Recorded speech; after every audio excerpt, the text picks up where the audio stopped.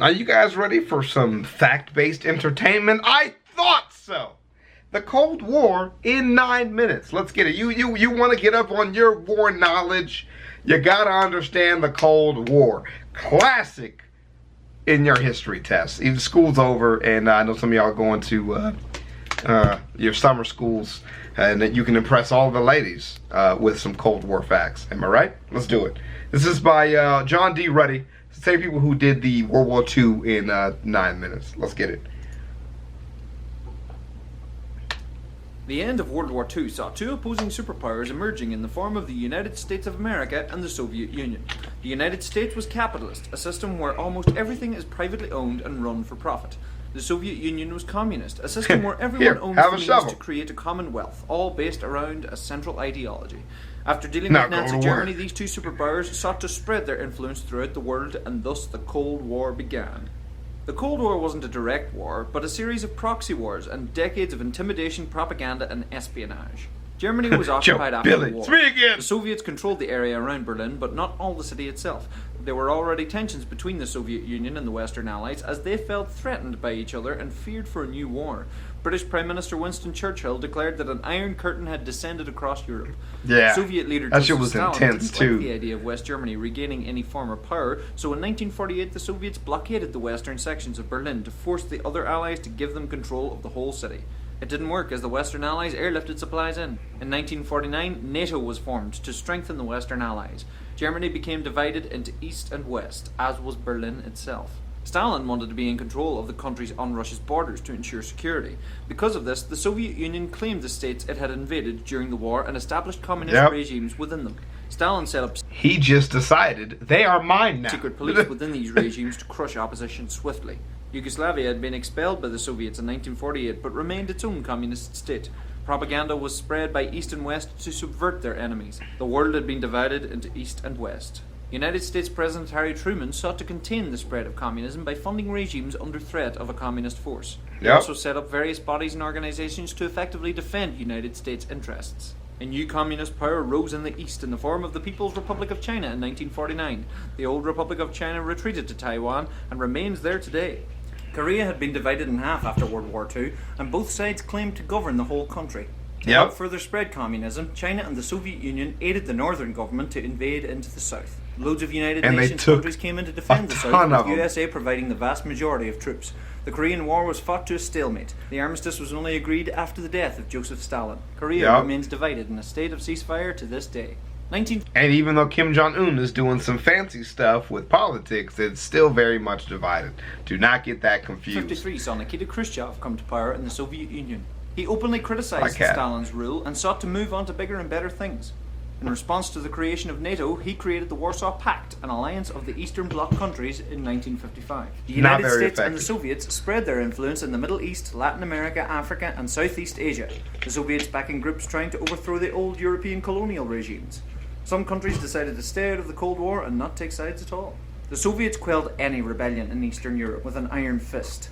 During the 1950s, the USA experienced a Red Scare where people lived in paranoid suspicion of the spread of communist ideals into America. The McCarthy trials were like witch hunts to root out the communists in the United States. The end of World War II had seen the dawn of nuclear weapons. Joseph McCarthy was a crazy person, by the way. That dude was nuts. The USA began to build up an arsenal, and soon the Soviets developed their own nuclear weapons, and the two superpowers spent the 1950s testing them and displaying their might.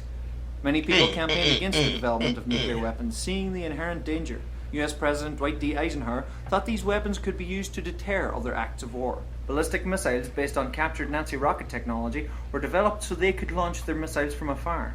This also led to the space race as the two nations frantically developed more and more technology. The Soviets launched the first satellite and the first man into space, while the United States won the race to the moon. Relations between the Soviet Union and China were worsening throughout the 1960s, as they disagreed on how communism should be run. In 1961, the East German government persuaded the Soviet Union to build what would become the Berlin Wall around West Berlin to stop the young, educated people from the East leaving to the more prosperous West. Communism had spread to Cuba in 1959. The United States attempted an invasion, bringing up Cuban exiles, but it failed. In 1962, the Soviets decided to place nuclear missiles in Cuba to pressure the United States into giving them West Berlin. From Cuba, the Soviets would have first strike capability on the US, countering the US Jupiter missiles placed in Italy and Turkey, aimed at the Soviets. This situation led to a serious escalation, almost resulting in total nuclear war. But That's it was the Cuban resolved as Missile US Crisis. President John F. Kennedy and Khrushchev agreed to remove the missiles. The Cuban Missile Crisis led to a direct hotline being set up between the Kremlin and the Pentagon to at least improve communication between the two superpowers. Khrushchev was ousted 2 years later by his colleague Leonid Brezhnev. France withdrew from NATO, feeling that USA and UK wouldn't share the power. France wouldn't fully return until 2009. Thank you, Kat. War had been raging in the old French colony of Vietnam since 1955, and even before that, between the communist-backed North and the mainly US-backed South. US involvement grew and grew throughout the 1960s, but ultimately ended in defeat for the South and the US as the North captured Saigon in 1975. It was an embarrassment for the United States as the great superpower lost to such a poor nation. Other US and Soviet-backed conflicts raged throughout the world. Despite these proxy conflicts, the 1970s did see a thaw in the Cold War in a time known as détente, with improving relations between the East and West. The Soviet Union were finding that many of the economies within the Eastern Bloc countries weren't doing as well as the West, so the cooling intention was encouraged. US President Richard Nixon travelled to China and met Chairman Mao and improved their relationship, taking advantage of the split from the Soviets. Nixon also met up with Brezhnev, resulting in the SALT I agreements, which sought to reduce the amount of nuclear weapons being developed that is really the biggest one, because we got to a point during the Cold War where mutually assured destruction is the theory that kind of works off of, where it's just like, if everybody has nuclear weapons, nobody's going to use them. But with the stockpiling of nuclear weapons, both countries had enough weaponry to destroy most of the known world without much issue. They also agreed to not develop anti-ballistic missile defenses to maintain the threat of nuclear war as a deterrent. They increased trade with each other and brought about a period of peaceful coexistence. At the same time, Social Democrat Willy Brandt of West Berlin sought to ease relationships between East and West Germany, as well as Poland and the Soviet Union. The SALT II agreements were signed but never ratified by the United States due to various Soviet dealings around the world, including the deployment of troops in Afghanistan. I mean, they just kept doing shit anyways, but they at least signed some paperwork. That would rage throughout the 1980s. Yeah. US President Jimmy Carter had the United States boycott the 1980 Moscow Summer Olympics along with 64 other countries. US President Ronald Reagan and his strong ally British Prime Minister Margaret Thatcher took a very strong stance against the Soviet Union, calling it an evil empire. To deal with Afghanistan, the CIA armed the Islamic Mujahideen to wage jihad on the atheist communist Soviets. Of course, part of this group went on to become Al-Qaeda. Al-Qaeda! Yeah. Osama bin Laden. We put that dude in power during the Cold War. Look it up and read about it. It's freaking not hilarious. Kind of hilarious. Awful, though. Awful. Mostly awful. A little bit funny. Still terrible. Kind of comical. The US and the Soviet Union spent tons on their military, building up huge arsenals, the Soviet Union having overtaken the US in the arms race. Reagan later claimed, "We don't mistrust each other because we're armed because we mistrust each other." Going against the SALT agreements, Reagan began developing anti-ballistic missile defenses as the Soviet arsenal continued to grow. All the while, Soviet leader Yuri Andropov feared of a US first strike attack. Later that year, a civilian Korean Airlines flight en route from Alaska to South Korea was shot down by the Soviet Union. After initially denying it, the Soviets claimed that it was on a spy mission. The US said otherwise. Times were tense. A few months later, NATO were having a military that was definitely on a spy mission taking photos. Let's be clear about that. Exercise named Able Archer, which simulated Western Europe going into DEFCON 1, ready for nuclear war. The Soviet Union had been so paranoid of an imminent attack, they believed this could be hiding the real thing and quickly readied their nuclear arsenal. The exercise thankfully ended peacefully, and the world once again escaped thermonuclear war. Yeah. Phew. The Soviet Union and many other communist states boycotted the Los Angeles 1984 Olympics. This left room for many wins by Team USA, much to McDonald's dismay, as they had a promotion promising free food for any US medals.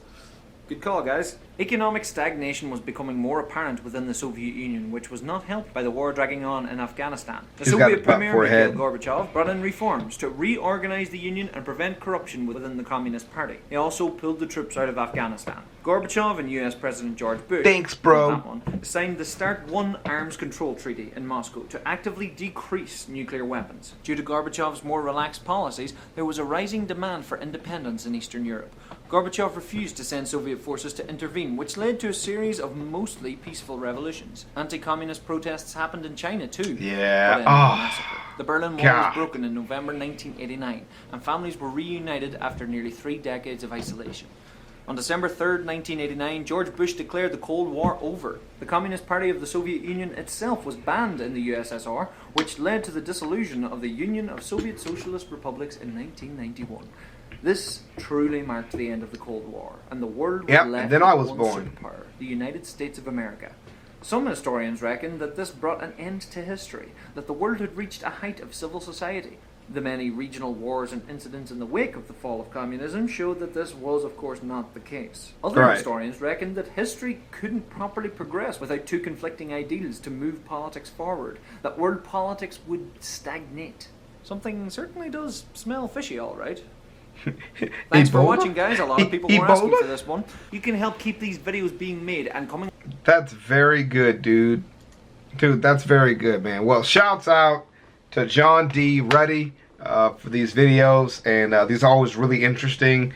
They're really inspiring and fun to do. So that's good. Thank you for the suggestion, ChavezzSlovakia, and I will see you guys in the next one. Peace. Crocs, Crocs, Crocs, Crocs, Crocs, Crocs, Crocs, Crocs, Crocs, Crocs, Crocs, Crocs, Crocs, Crocs. I'm rocking Crocs. I'm rocking Crocs. I'm rocking Crocs.